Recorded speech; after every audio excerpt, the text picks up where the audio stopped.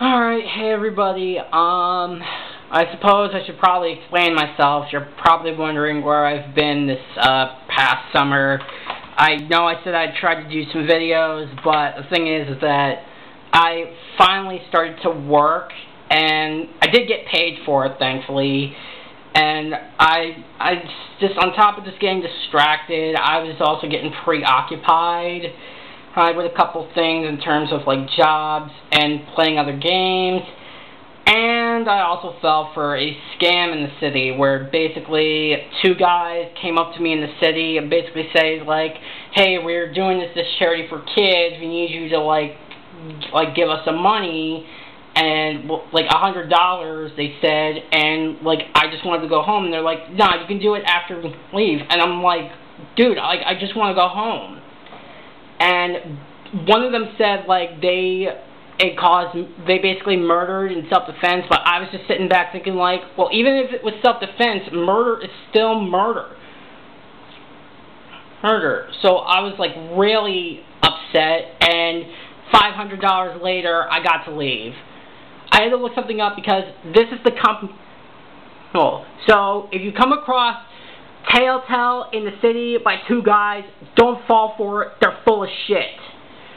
Alright, well, anyways, on top of that, I've also been getting back into adjustment of my second to last semester here at Mitchell. I currently am taking macroeconomics, freaking financial management, consumer behavior, and I was taking sociology, but I was not expecting it to be so written heavy. I mean, the midterm was writing a freaking 6-page paper on a social issue.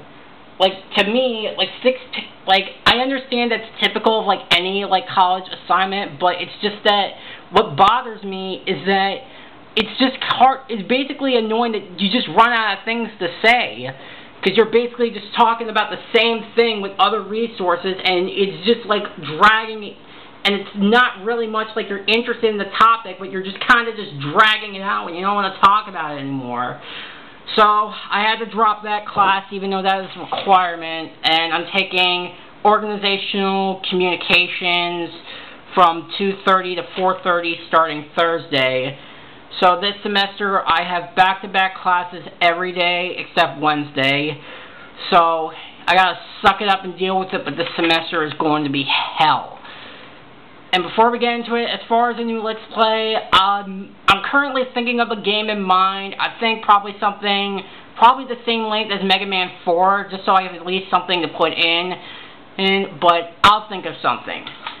With that being said, with all of that out of the way, let's just get all the negatives out of the way and focus on Friendship is Magic, which, as of right now, is nearing its end, unfortunately. Last time I checked, there's about only 7 or 6 episodes left in Season 9, and I'm in Season 6. So, as you can see, I will still be reviewing the episodes even after the show ends, but I still got a ways to go, and hopefully I'll be as consistent as reviewing the remaining Season 5 episodes during the mini-master. Alright, and with all that out of the way, let's finally begin the Season 6 premiere, The Crystalling Part 1.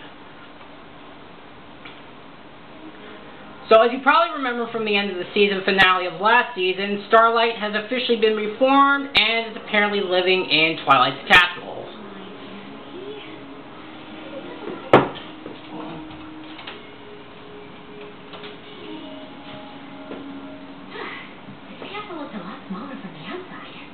No kidding.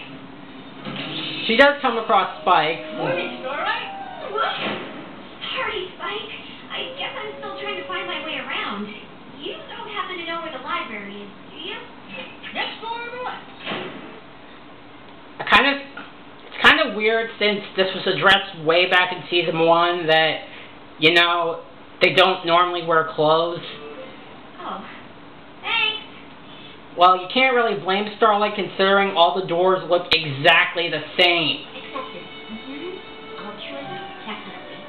So Starlight goes talking to Twilight, as she isn't sure about the decision she's made. Neither should you. This castle is your home. So yeah, apparently Twilight has decided to let Starlight into her home, which kind of makes me wonder where exactly does she sleep in this place. And as far as being my pupil goes, I was just trying to figure out what your first friendship lesson should be. Oh, well, it looks like you're really narrowing it down. Yeah, just give it about another 6 episodes. So actually, make that another 5 episodes after this. We'll get her first lesson. After this, I move on to the B. And I take it that the C, and if that doesn't work out, then I take it that the C's will be after that. And then if that doesn't work, then the D's, and so on and so forth. As you can see, Starlight is very grateful because of that. No. And obviously, since Starlight has actually been a part of the main cast now, the new opening has slightly been changed. They just added Starlight to the opening. But other than that, nothing's really new in terms of the theme. I know I'm just learning about friendship, but I didn't think there were this many lessons for anything. How do we choose? Maybe I should pare things down a bit before we go through them. Why don't you join the others in the throne room? They're planning our trip to the Crystal Empire when Shining Armor and Princess Cadence have their babies. Throne room, go! Well, it's also good to know that Cadence and Shining Armor has already had the baby in a matter of, like, what? That was episode 19, so let's see, that would be 20, 21, 22, 23, 24, 25, 26. A mere 7 episodes later. But hey, semantics. Which way is the throne room? It's your castle, Twilight. You should probably put a map in there somewhere. I think we should leave ASAP. I don't want to miss the crystal. But, shouldn't we wait for the invitation?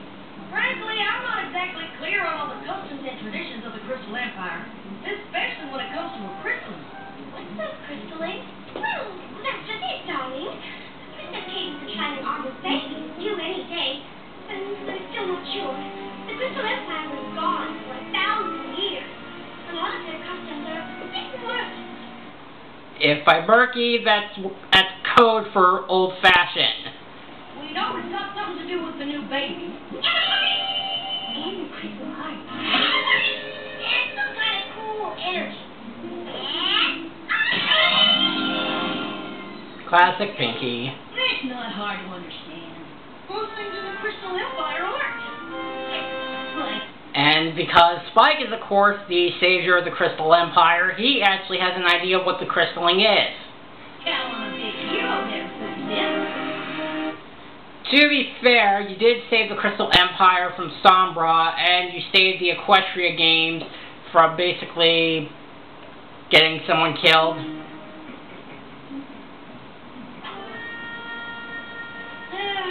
Plus, Fred had to help Twilight do a lot of research on the crystals. And of course, we have to do it with the classical mural vase that you would recognize from Hercules. Disney's Hercules. Whenever a baby is born in the Crystal Empire, the parents bring it before a crystal heart. They get the purest shard of crystal they can find, and pick a crystal herb to present the baby to everybody who comes. So that kind of makes you wonder, how exactly are they going to pull out a piece of crystal? Obviously, they can't pull it right directly from the crystal heart, considering that may cause the end of the kingdom. All share the lemon joy they feel, feeding into the crystal that joins with the heart and increases its power. And this is going to be a royal crystalling, so pretty much the whole empire will show up. That hasn't happened in a millennia. What do you mean it increases the crystal heart's power? Guaranteed uses to protect the Crystal Empire, I guess. Protected from what? I didn't help Twilight with that part. You mean the part where you saved the entire empire from Sombra's shadow? Who, by the way, we have not seen for like 3 seasons now. So as Twilight is going through the lessons to try to pick something for Starlight to do, she actually finds out that an old friend of hers is actually living in the Crystal Empire. And it's the Sunburst fellow that she mentioned in part 2 of last season's finale. Resident Griffin is a challenge on myself. Or we can tag along with I was actually wondering what that sound effect is from when Starlight is just getting deep in her thoughts, just basically thinking, oh God, the friend I haven't seen in so long is living in the Crystal Empire, I don't want to meet him. I think it's basically kind of those like large static sounds when they make like a large broadcast radio. Like something like when they say like a flash flood warning is coming, something like that. Is something wrong? What? Oh, no. Those all sound great. I know. I guess you were right. It is going to be hard to choose one.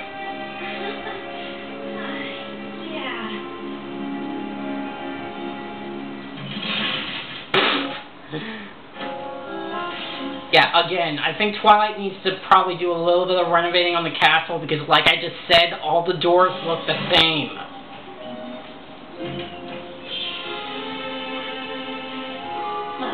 I'm never going to find my way around this place. Gee, Starlight, what's wrong? I don't know, Spike. Twilight's figuring out what my first friendship lesson is, and I guess I'm not exactly thrilled with the options. Well, it's one of them. Which one? Reuniting me with my first friend. What's so terrible about that? And we go back to the flashbacks of the same Sunburst who we just met. Cool. Sunburst knew everything there was to know about magic. Like I said, that is amazingly quick how we just talked about one pony and then just basically go on to the next. Not really stuff I'm super eager to tell Sunburst about. I mean, he's probably some big important wizard now, and I can't even find my way around Twilight's castle.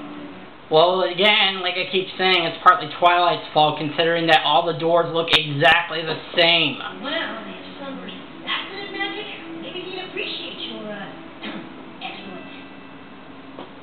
You should talk to Twilight about it. I'm sure she'd want to hear what you have to say. I know. I don't want her to think I'm not ready to learn, or that I'm not grateful for everything she's doing. Spike! Come quick!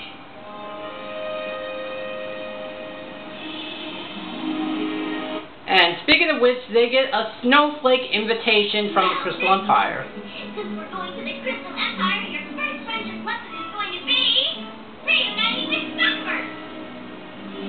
Great. It's like it's taught in Modern. It's like what is said in Modern Family when people say, "Hey, it's great," and it's great. And of course, obviously, Starlight is not delighted by this fact while everybody is talking about the baby. And that is honestly the A story. As you can tell, the B story is pretty much going to be Starlight reuniting with Sunburst. But we get to reunite with Shining Armor, basically having to learn the basically life of an adulthood. Twilight! I didn't know you were meeting us. Of course I am. It's me, right here. Here I am. Why wouldn't I come meet my sister? Though we haven't met before. Are you alright? That's better. Being a father is amazing and wonderful and amazing and confusing and amazing, but surprising too, you know? I mean, not that you know. You would know, I know.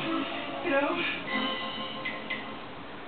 Jeez, Vert Wheeler has seen better years since he managed to talk with his dad about the silencers. Yeah, speaking of Hot Wheels accelerators, where's that fifth movie? It's been like, what, over a decade? We still got nothing? Sorry. I really slept since Kate took the baby. Like I said, Ed, the reality of adulthood. Come to think of it, she hasn't either. That sure would be great to get a break. Oh, of course.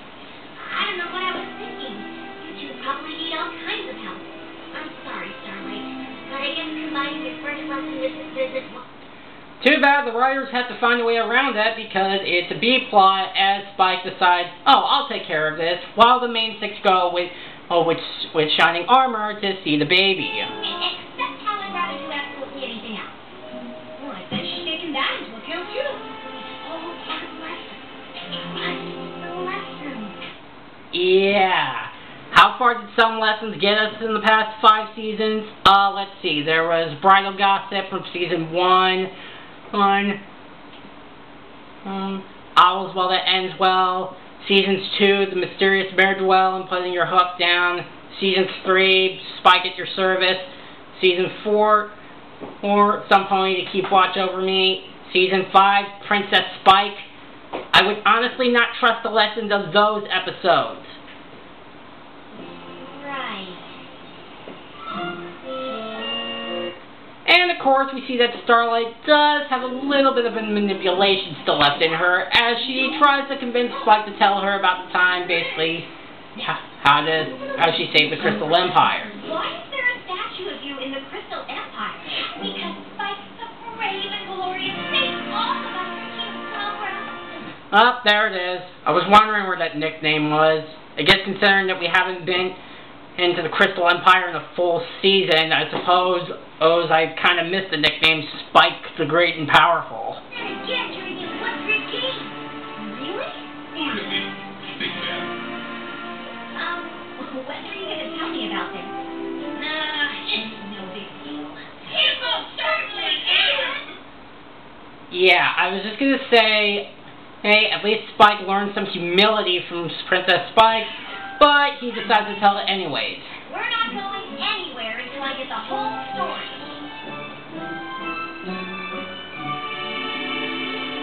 Before we go in, Hey. So while Spike basically tells his Season 3 premiere and Equestria Games Wikipedia recap, have the main six go with shining armor to see just as weakened Cadence. might be a bit of a shock. Come on, Big Brother. I've met babies before. I expect seeing this one will be any different. Oh, hi, Cadence. Nice not saying hi to your sister-in-law. And we finally get to see the baby, who happens to be an alicorn. Of course, I could be wrong. So the baby, whose name is Flurry Heart, which they probably say later in the episode, or probably in the next few seconds, turns out to be an alicorn. This baby is an alicorn? It looks that way. But I know alicorn babies have been earned by accomplishing some great princess-worthy deeds. Yeah. How can you just be born with them? The birth of an alicorn is something Equestria has never seen. Okay, so, in case anybody has missed that, Princess Celestia, an alicorn for thousands of years, has not seen an alicorn baby born. Okay, to be fair, that could be a little bit of a mix-up in terms of the writing, considering they probably meant that they haven't seen an alicorn baby in 1,000 years. But it's kind of hard for me to listen to Celestia saying that when basically the Journal of the Two Sisters exists. Not the in-show journal, but the actual journal, which was actually one of the first things I bought at BronyCon, which, if you're wondering, no, I didn't go to the last BronyCon, in case you're wondering. But back to my point, I read through the Journal of the Two Sisters. And given how Celestia and Luna were born as alicorn babies, you might want to... They could have done a little fix of writing, but no. They don't even bother to edit it to make it look like, I don't know. Yeah, many people have pointed out this gigantic plot hole of Celestia's statement, and when you really think about it, after reading the Journal of the Two Sisters, it's just mind-boggling. It is beyond even our understanding. Again, Journal of the Two Sisters. You're two alicorns. You helped unite a kingdom. Oh yeah, speaking of which, whatever happened to the heartwarming e-tales of Unicorn, Pegasi, and Earth Ponies joining together? That's not very reassuring. Well, a unicorn and Pegasus. She can make super strong flyers and unicorn magic. Well, I know all about super strong flying, and I can help you pass on her magic.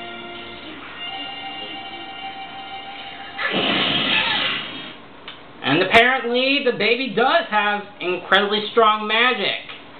And I'm starting to realize that this episode is going to remind me so much of Fairly Odd Baby from the Fairly Odd Parents, considering that the baby is going to do a whole lot of things, and it's the central focus of the episode.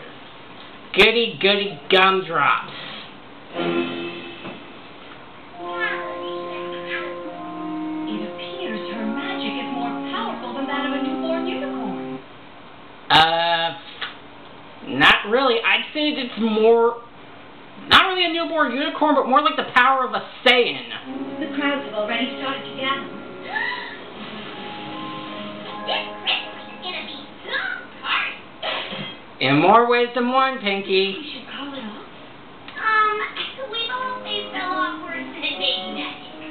I can't imagine canceling such a beautiful and important ceremony over something so potentially adorable. Well, yes, admittingly, well, basically a baby is not really that much in terms of character, unless you're Lily from the Loud House. They don't really have much character or direction all to go to, again, if you're Lily from the Loud House. But hey, at least it's not baby geniuses.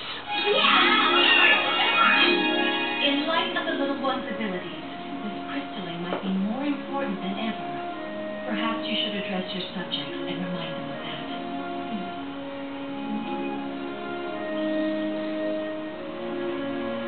So the three princesses go off while Shining Armor panics. All right, take it easy.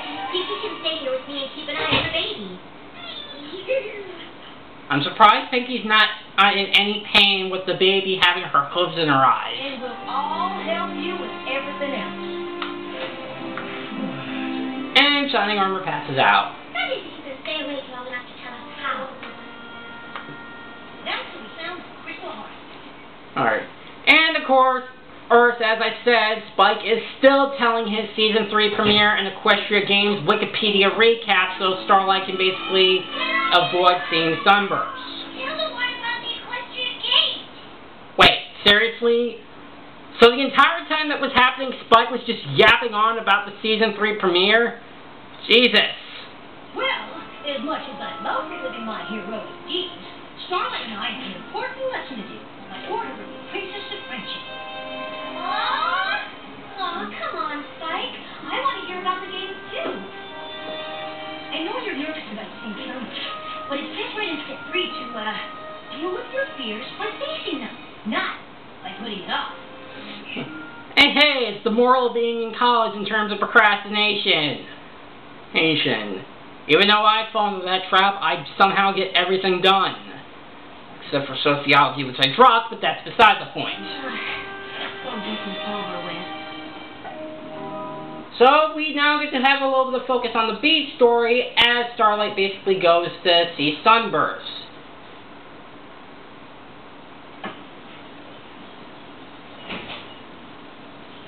Who isn't opening the door? Sunburst? Yes. What can I do for you? It's me, Starlight. We used to be friends? Of course. Starlight.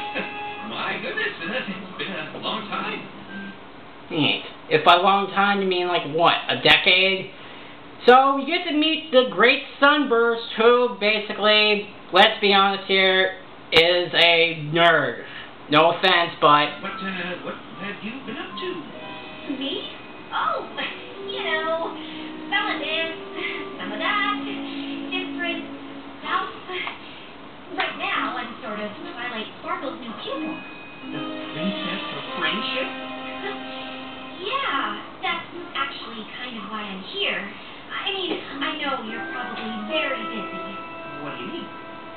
Well, I figured after magic school you'd go on to do important wizard work, but... Oh, no. Yes. Yes, that's me. Yep. Important wizard. And you can immediately tell right away that Sunburst is lying. I think we all know what's going to happen, but you can tell Sunburst, why the f*** you lying? Why you always lying? Wizarding stuff. Right. Well, good to see you. Maybe we should have skipped highlighting the importance of the meeting after all. Or you could have just scrapped the whole thing entirely and just wing it. Well, I guess that's that. Starlight, come on. We have to at least explain what Twilight wants. This is pretty much the equivalent of being partnered up with someone who you really don't like and don't want to talk to, but you gotta try to make it work. And that's pretty much it for the B plot. As we go back to the A plot, where the crystalling is almost about underway. I'm sorry. Fatherhood is way more stressful than I ever thought.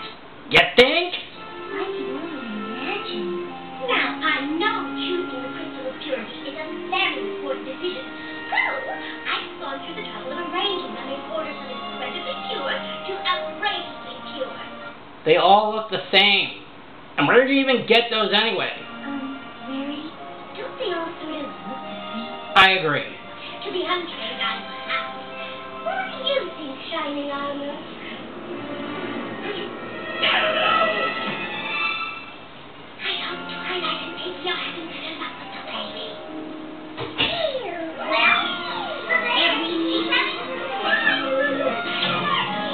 And by fun, basically flying around and basically almost destroying everything.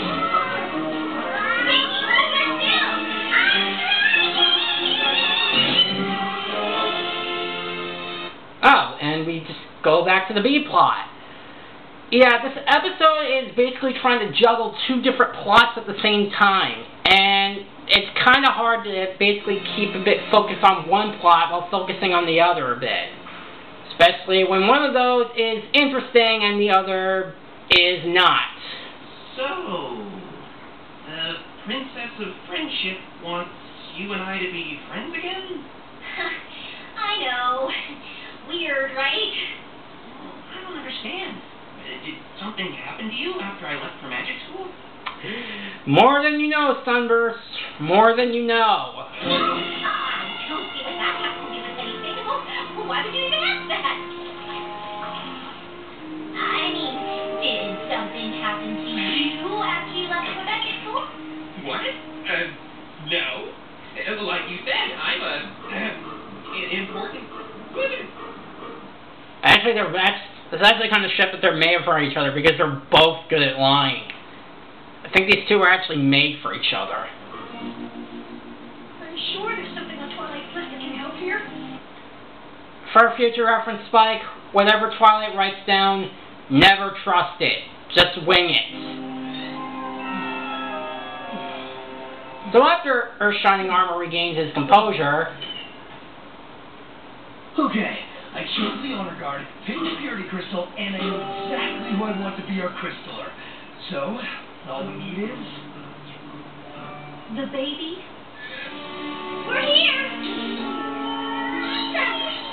Stop fire!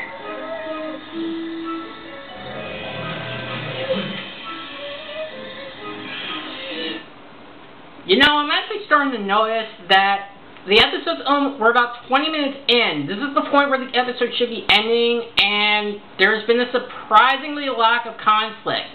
I mean, then again, there was, like, lack of villains in the Season 4 premiere, but it did have something to do with, like, strange magic, but no villains showing up. I think this might actually go smooth sailing.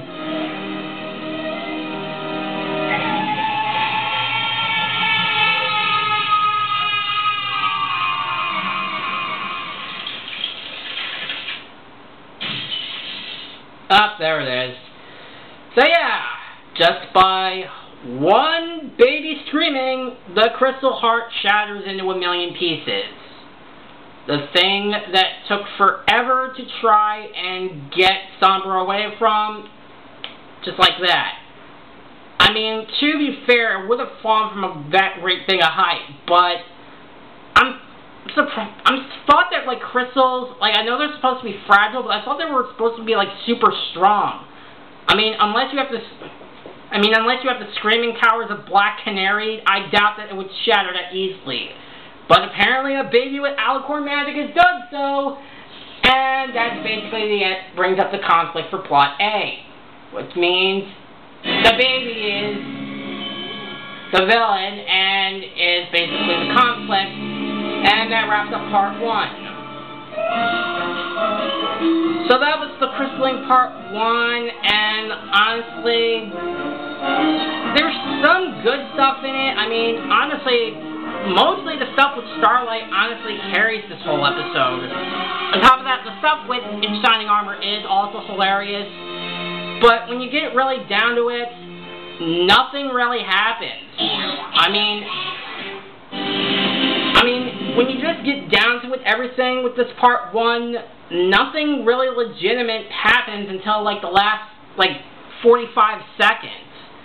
And it's just not that very engaging of a story so far.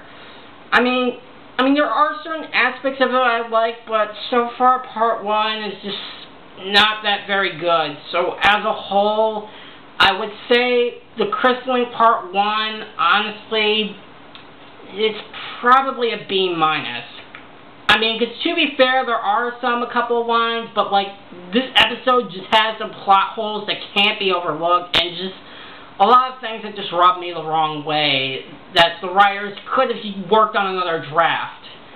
So yeah, the crystalline part 1 will most likely get a B. Alright, and we've just gotten started with Season 6.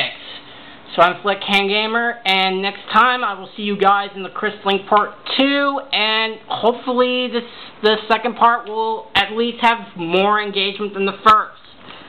See ya.